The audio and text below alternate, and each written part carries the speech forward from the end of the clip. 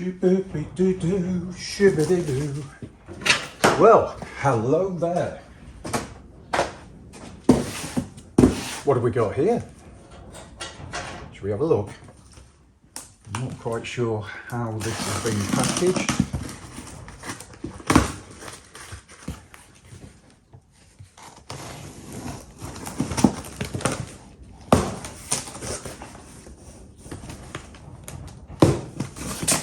So, I am guessing that this particular item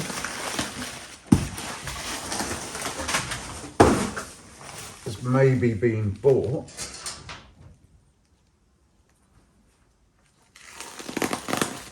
from a broker's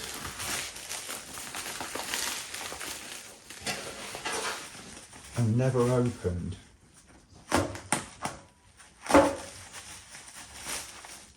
All will become apparent as we go through today.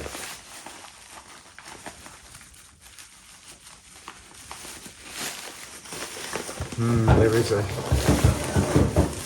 certain smell coming from this.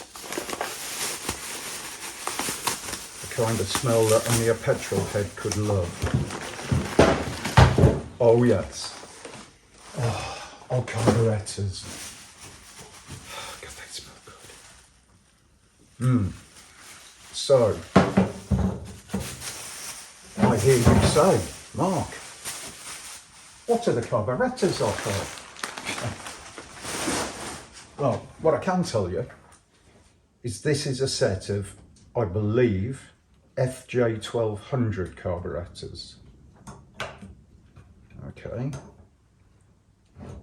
And what I can also tell you is they're not for an FJ1200. Well, they're not going back on an FJ1200.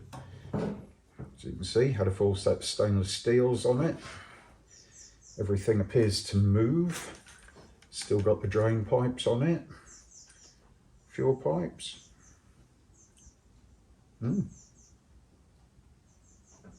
Sorry, not fuel pipes.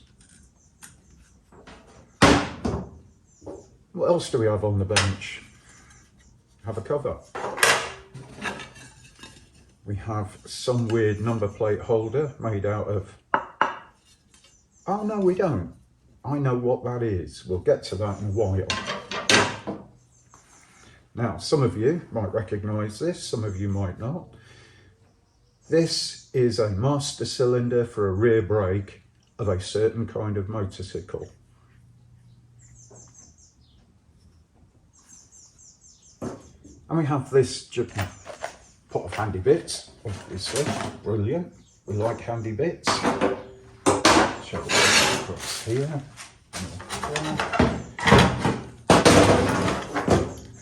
So we've got this big petrol tank as well, which I am going to fit on said bike. Before you get to see said bike. Yeah, nice stuff. So, let's crack on. So I'd like to introduce you to my latest project. I told you it'd be a bit different. I mean, here am I, sports bike, hyperbike fan, and here we are sat looking at something not sport or hyperbike. I mean, you don't get much more diverse than this, I guess. So what are we actually looking at? Let me explain a little bit about the bike. For those of you who don't know, this is a rigid frame chop. So the frame is custom made, probably an off-the-shelf item to some degree, although the engine that sat in it does fit exceptionally well. So I'm thinking it was, the frame was at least lugged up specifically for this engine. The engine, as you might be able to see, I hope, it's got Yamaha written on it. So this engine is an XS, the letter X, letter S, XS 1100 or in some places they're known as the 1.1. It was Yamaha's first big four-cylinder, and I believe it was developed from the 750 and 800 or 850 triples. They basically just stuck another cylinder on it. So it was a big thing for Yamaha bringing this engine out. Now the front end, the forks, the wheel, the brake system is XS. The back wheel and braking system is XS, as is the engine, as I've stated. Everything else looks to be pretty much custom. So I kind of went down this route. Well, I'll tell you what, let me show you around and then we'll do a bit more talking. Let's have a closer up. So she's not perfect by any stretch. I think she's had a few owners. Some people have put like bits on that I'm not overly keen on. That's coming off. Some of the things like this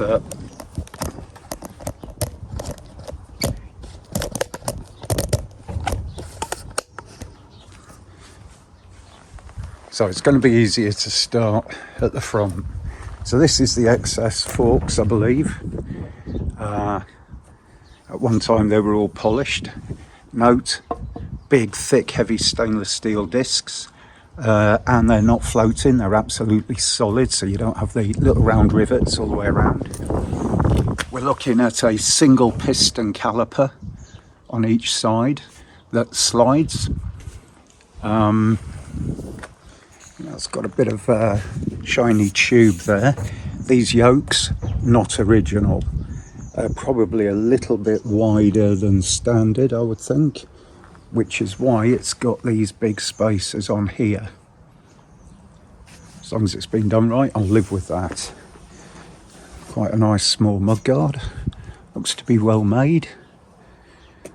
Headlamp, suffered a bit. Not sure I'm particularly happy with that. Speedo, cheap custom. Superb positioning of the brake lines. Let's come through there to here. That looks good. Not overly impressed with the grips. What's the clutch like? Oh, heavy as hell. That'll need work. Chrome engine breather. So one of the strange things about the XS is it was shaft drive. Yamaha wanted to experiment with low maintenance. What that does mean for me is I'm a little bit tied to keeping this back wheel, because the chances of finding a better looking shaft drive back wheel that I can mate up are pretty slim. But to be honest, it doesn't really matter. This is a rigid bike. That'll do fine. Yamaha XS engine. I've wanted one of these for a long time. They're the generation before my FJ11, you know, so yeah. Some of the other things I've noticed here is somebody's actually spent a little bit of time and effort on this bike. What I mean by that is, first of all, the frame looks to be very, very good. You know, obviously looking at things like this, things have been mounted sensibly. Someone's put that seat on as an afterthought and cut through possibly where the original seat was, so it's been modified. Sissy bar, not the tidiest, but it's actually well made, you know, and it does a good job of supporting that metal rear fender, and the fender's actually cut nicely for a chain, or in this case a shaft. We've got some rear pegs, looks like ZZR 1100 maybe. Well mounted. Petrol tank. So the petrol tank splits in half, and you've got two fuel taps and they link them. Not a cheap item, actually, not a cheap item at all. We've got here a gear shifter linkage system to the highway cruising bars. That all appears to wear, a little bit of wear in there, but you know, you can always re-drill this. It's been off a lot. 5-speed gearbox on these, not 6.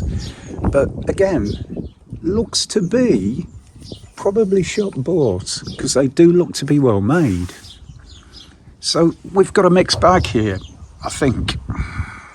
I think we've got a basic bike that somebody started to spend some money on. Then it's gone through a few hands because of whatever reason. So you can see the tank bolts on at the back. It's touching there and not properly set here. So, you know, there's some work to do to make everything fit nicely. Obviously not the original tank. Wow, that's close to the engine, but it's not touching. There's your fuel petcocks, but no petrol. Yeah. This is what I'm really excited about. I always wanted a Kickstarter on the FJ1100.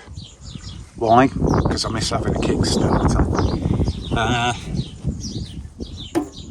This brake seems seized. I don't know if it's the cylinder or if it's the control, but the guy gave me a spare one, so we can check all this out. I mean, we've got to overhaul the brakes. Again, big stainless steel disc on the back. This one's vented. Probably not the original, actually. So that's it. That's what we're looking at. So what's the plans for this?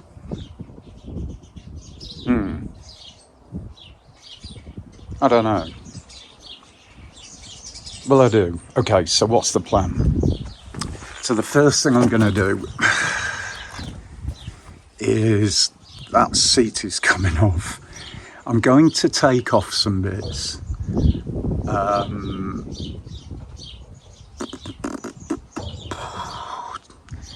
Tank's back off, seat off.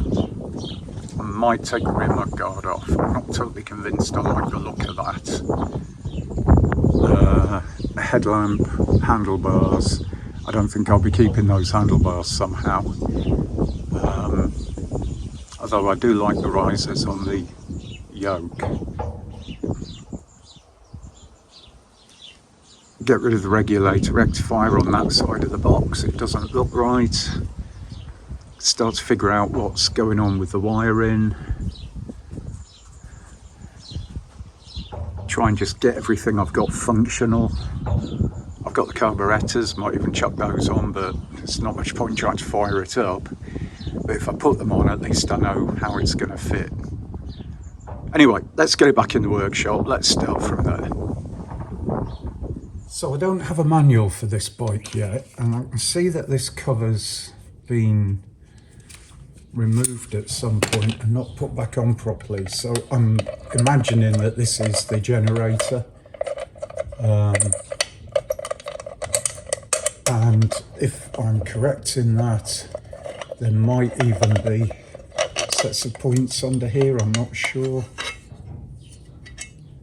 Okay, so it looks actually to be the same ignition system pretty much as the FJ1100. So we've got some timing marks here. We've got top dead center. And I would imagine that's probably ignition trigger,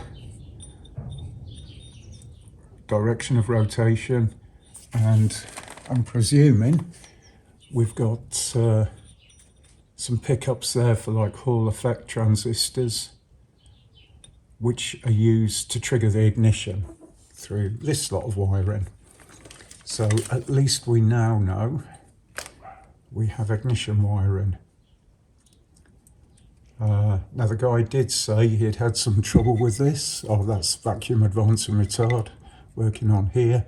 That'll change the angle of that of these pickups. Yeah, the guy did say he had had some problems with the bike, so I'm guessing the problems he had were ignition timing. Now, I would also hazard a guess that the wires used to come through a hole in the back here. Oh no, there's a cutout there, so that's where the wiring comes through. There's also a big hole here, which corresponds to this tag. So I'm presuming that that is just damage, and I need to seal that up. Funnily enough, the FJ's damaged there. It must be a common place. So I think now we know what's under there, and now we know it's electronic ignition. We should look at just is that the right placement, do you think? You'd kind of reckon so, wouldn't you? That would sort of go like that, but I can't see it just coming up the side of the engine. So can it go behind this? Not enough room. More missing bolts. Starter motor. I know he said as well, it eats starter motors like they're going out of fashion. So I'm guessing, if that's the case, we've got some other problems we need to track down. Right, that's that. Let's just wedge that there for the moment. I'll come around the other side.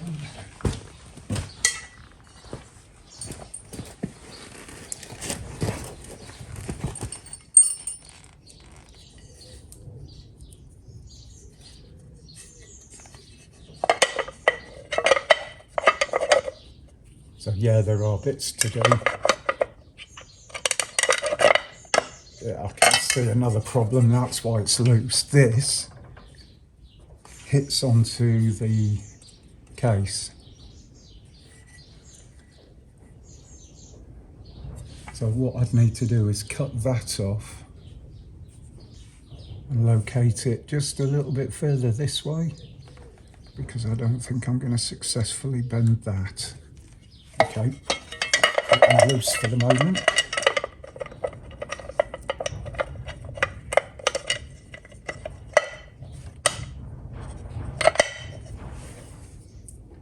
It's about as good as it gets. Chuck that one in there.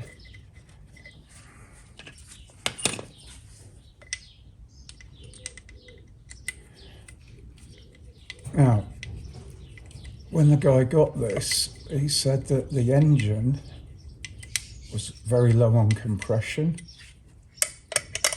so he took it apart, top end, and found that somebody had actually installed the camshafts the wrong way round, so it was holding open valves when it shouldn't.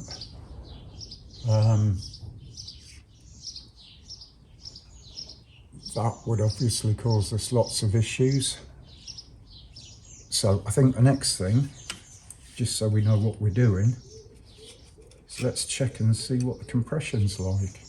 And bear in mind, this is a dry engine. It hasn't run, so there's no oil on the balls.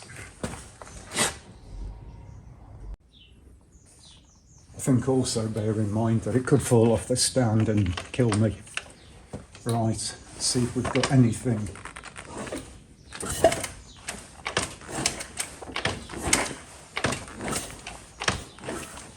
Okay, feels rough, so I'm not going to carry on, but definitely turns over, and there is compression, so I'm happy with that.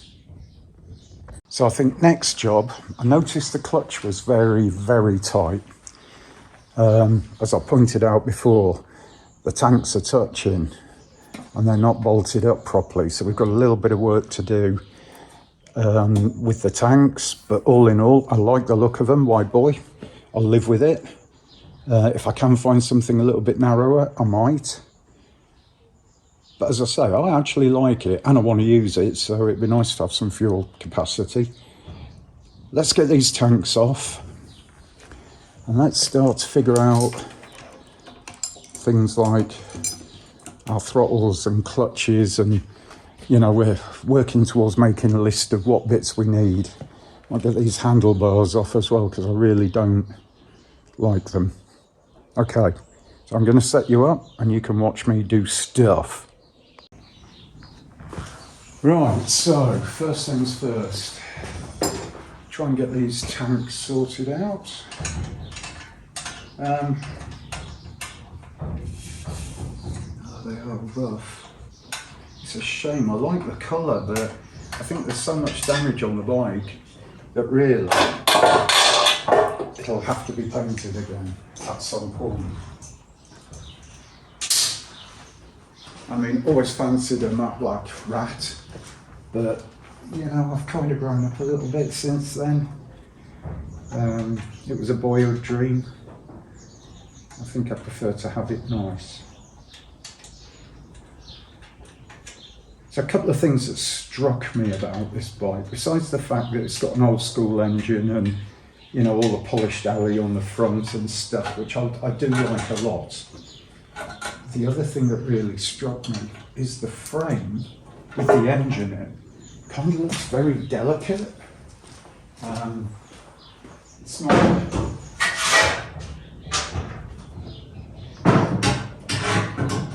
not over heavy or blocky. Okay, the front end's a bit chunky, but again, because you've got minimalisation here, it's all open, and I like it.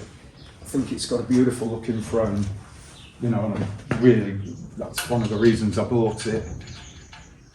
So what I think spoils it a little bit is the back mudguard is a little bit too thick for me.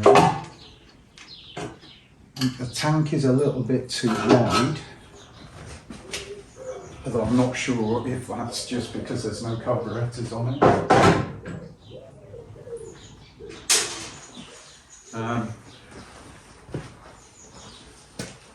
The handlebars.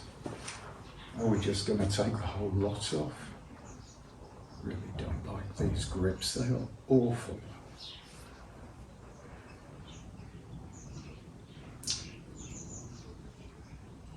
Really not very happy with this going down the centre tube actually. It's neat, it's innovative, but might be alright. Right, what was my first concern? Got cable, clutch cable. This clutch is as hard as hell. It goes to there. It could be because it's routed around 1,000,002 places. And I think it's been trapped in the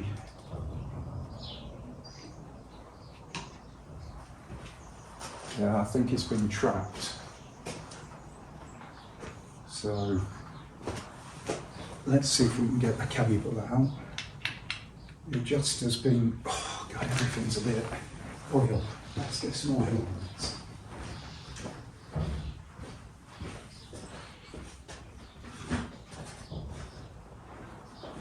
I think this summer the bike's been stored outside or somewhere down because there's a lot of bits that are a little bit better, a little bit tight and rusty. Okay, that doesn't fit on there, so we're not talking the right cable at all. Could be made to be the right cable, but it isn't. So everything I do, I need to do from the top.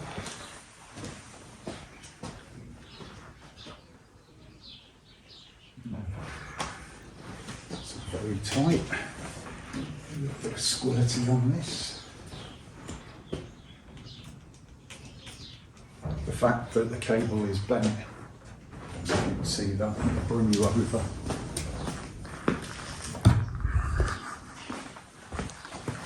You can see here that the cable is actually bent there. A little bit of daylight in there. Can we see it? Yeah, well, what that tells me is that's a nip point. So I think when we take this cable off, it'll go in the bin.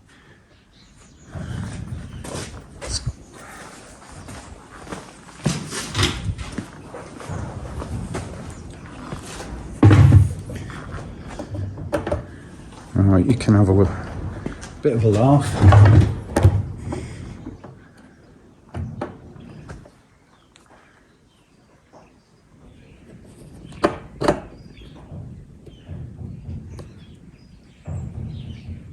can have a bit of a laugh watching you struggle with bits off trying to get this cable out.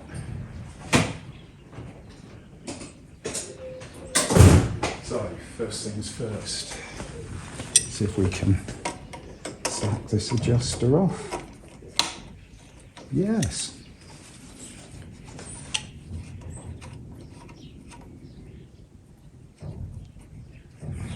So what I'm doing is I'm aligning this slot, that slot, and a slot here, and you'll see why in a minute.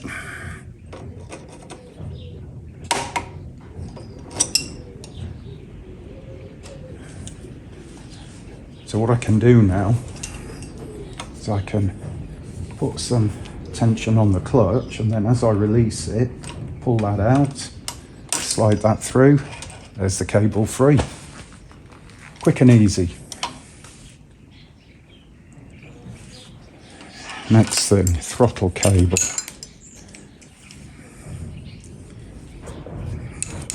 You can see here that there's like bits of, sorry, you might not be able to see here, bits of tape. Yep, you won't be reusing that either.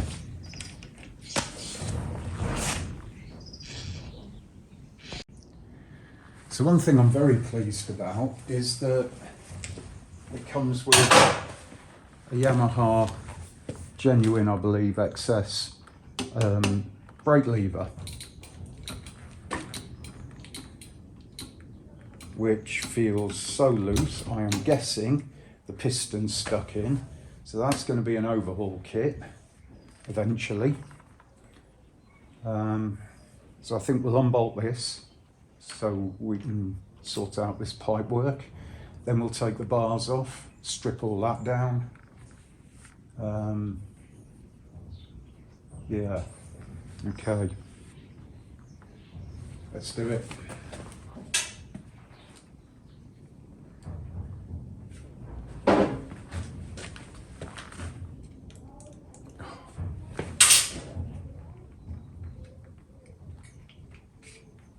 You think I work with Allen keys all bloody day. You think I'd be able to get the right one? No. No.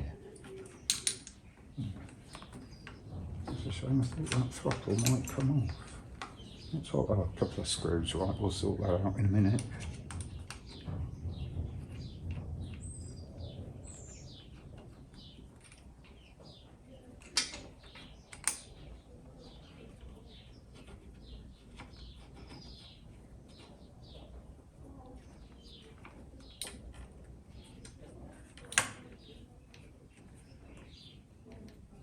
Right, just leave that there for the moment. Disconnect the speedo. I bought one of these speedos and a matching tacho for the FJ when I was thinking about customising it. I mean, this one's got 362 miles on, so somebody did ride the bike. But yeah, not my favourite thing. But I think they'd look good in the right kind of dash. Maybe something like a brass or a stainless nice surround would do the trick. Don't know. Have to have a think about that.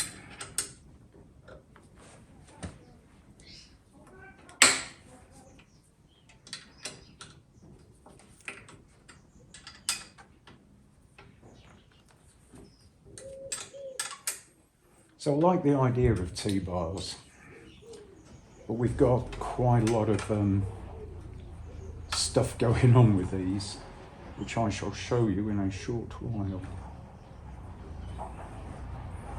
Lots of, what would I call it, parts that do not really go together.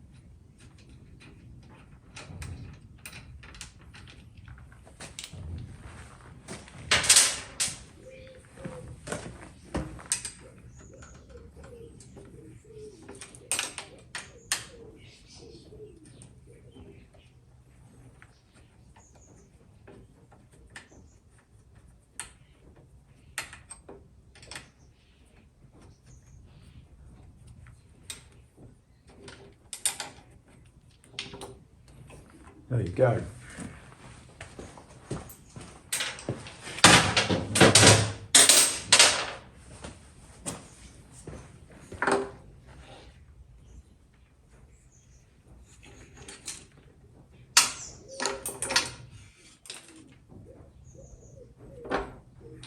Might have been set up to go on a set of bars that were a lot higher. Right, what I'm going to do is just wedge that wheel, wobbling around, keep the bike straight. Okay, you see, looks totally different without those bars on it. I mean, absolutely totally different. You can't really guess what it's going to look like. Apart from that bloody great motor. She's big. Right, let's have a look at these bars and I'll show you why I've taken them off. So this is what we've got here, right? This bit is a set of standard T-bars and you bolt the top bar onto these, usually. These grippy bits here tell me that it was for a very small bike, maybe even a pedal cycle. When you look at the holes in there, you know, I don't think they're very strong. Somebody has then fitted a set of clamps, you know, risers on there. These were not meant to go on here. And then you've got a set of straight bars off of, you know, a customising house. Look at where the grippy bits are, miles apart. And then all that lot was mounted on these risers. So it's just like stack upon stack upon stack of stuff that really doesn't look very good. You know, we've got a cheap mount in there for the Speedo. Yeah, got through MOT. Illumination bulb wires cut. So, you know, that's why I've taken them off. But what we do have is a really good sexy little lever that will be going back on. So that's probably the only bit I'll salvage. I don't think we'll do this throttle. I don't know. The reason I say I don't think we'll do that throttle is because if you look at the FJ, you have two cables coming off the throttle assembly. And what I might do is I might, because I have them, strip down my old FJ switches, which are here. Oh, that's a good idea. I like the sound of where you're going with this, Mark. Right, yes. So, typical 80s FJ switch, all nice and black, because that was the trend at the time. All aluminium. If I was to strip this down and shot blast it, then polish it, then fill in all the letters,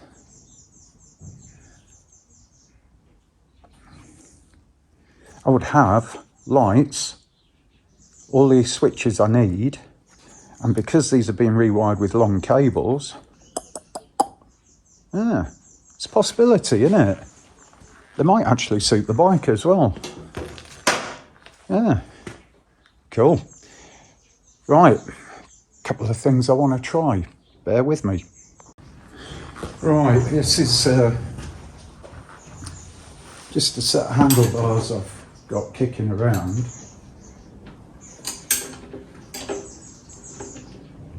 I'm not saying these are the ones I'm going to keep on the bike.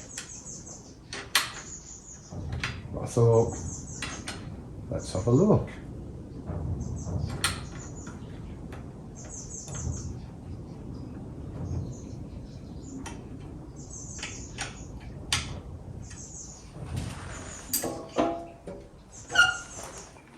About there for me because of my height.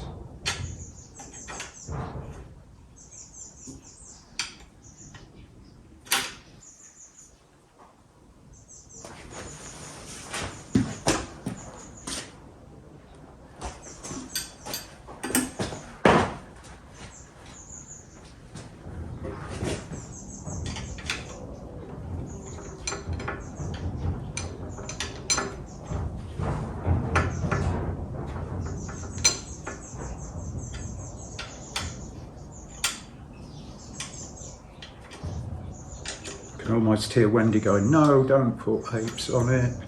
Well, they're not apes.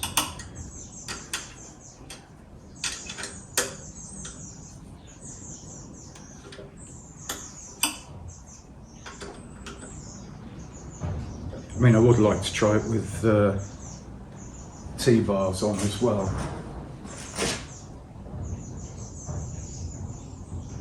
I don't think that's too bad.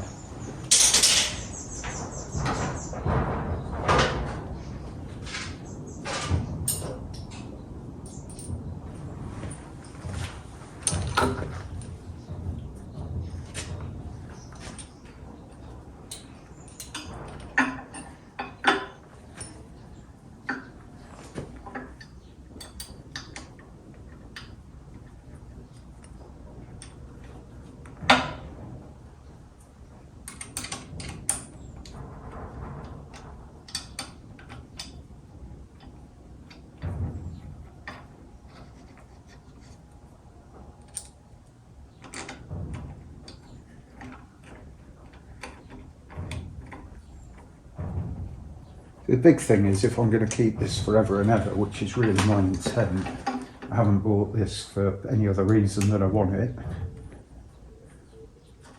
then I really want to make it mine and suit me, and that means experimenting a little bit to find out what I actually want.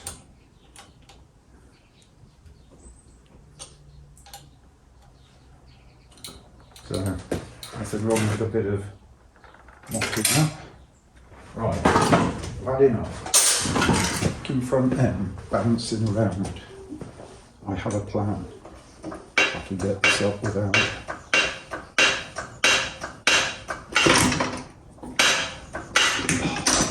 Keep on kicking. Right, how can I remove this? That's what I can do. I keep on kicking the down pedal.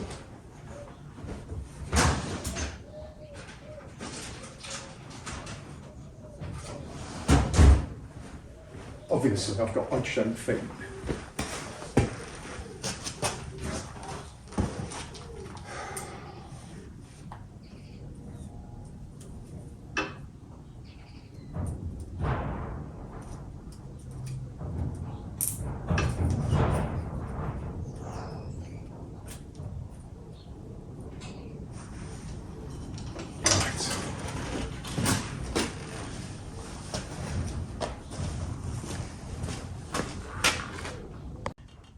Yeah, put the wheel brace under it.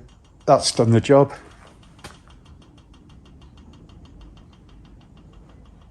Something's ticking. Do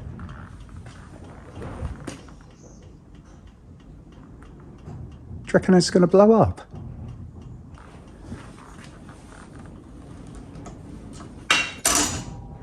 Probably the jack going down. Right. So we're starting to see a bit of a thing.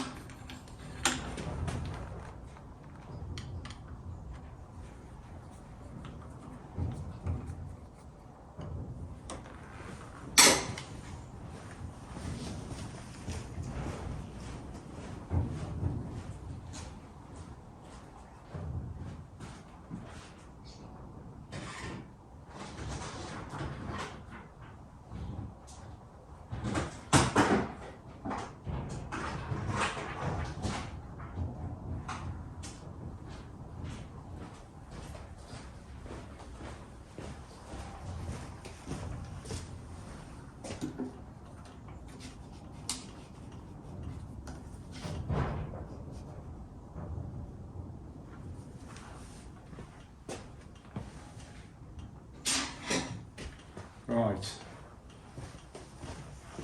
We're starting to see what it would look like with normal controls on. Obviously, remember they'll be silvered. So why are we back at the bench? Well, quite simple. I need to get that piece of nice stuff off. Right, Allen key? No. No. Yes.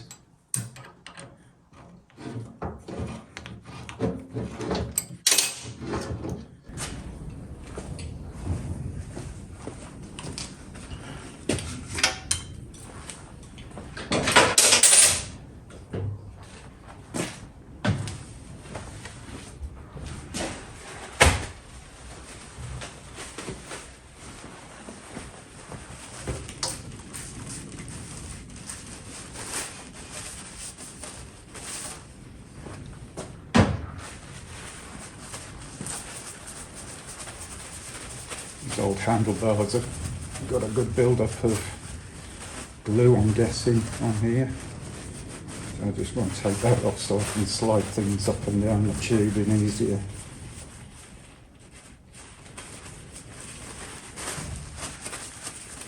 And WD-40 is a damn good solvent for gluey, sticky, greasy crap. No, they don't sponsor me. I don't get any money off of anybody. Nobody loves Mark enough to pay him money.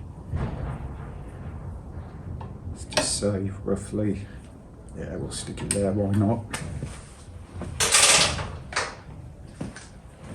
Okay, chuck that on there.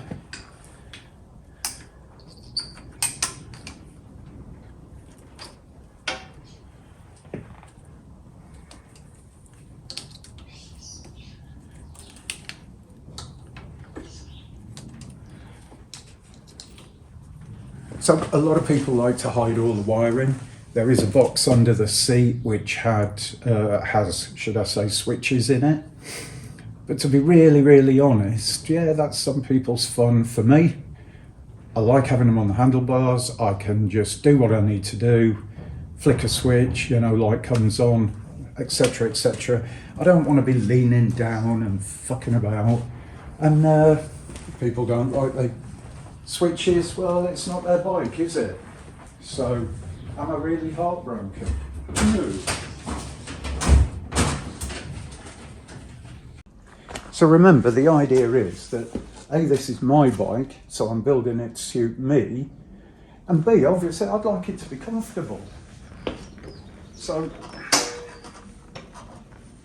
this is roughly, maybe the seat will be a little bit thicker, but that's roughly the position I'll be riding.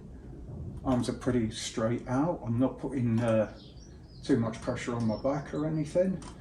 Controls will need to be moved around to suit. But, do you know, that really feels good. I actually like this position. Oh, I can see it now. Yeah, a bit cool. Tidy up some of these spark plug leads. Really, really good set of coils on there. Dyna coils. Mounted badly. Better sort that out at some point. Yeah. And with these, the highway pegs, my legs are wide enough apart that that big tank will fit, and it will go with these bars. Okay. Let's get it all bolted up and in position a bit better. So let's have a quick look at our work today, just to see how we're going. I've fitted the case properly. We've got the carburetors on just so we can see some dimensions, like where the fuel tap goes and everything. Seat's still on because I need to be able to sit on it. We've changed the bars. We've got controls on there. We've got electrics on there. Still got to do something about that. Tank's mounted up with bigger spacers so it doesn't touch in the middle. Bonus. I've taken off the speedo cable, I've taken off the clutch cable, and I've taken off the accelerator cable because they were all knackered. Yeah, we freed up the brake. That just needs, when it's cooled down, to be oiled and fully functional again. And I personally think the bike's looking a lot better. Just for, the handlebars seem to work fairly good. Yeah, aesthetically pleasing, I think. So I think that might be it for today on this one. I might just do a bit of cleaning and then call it a day.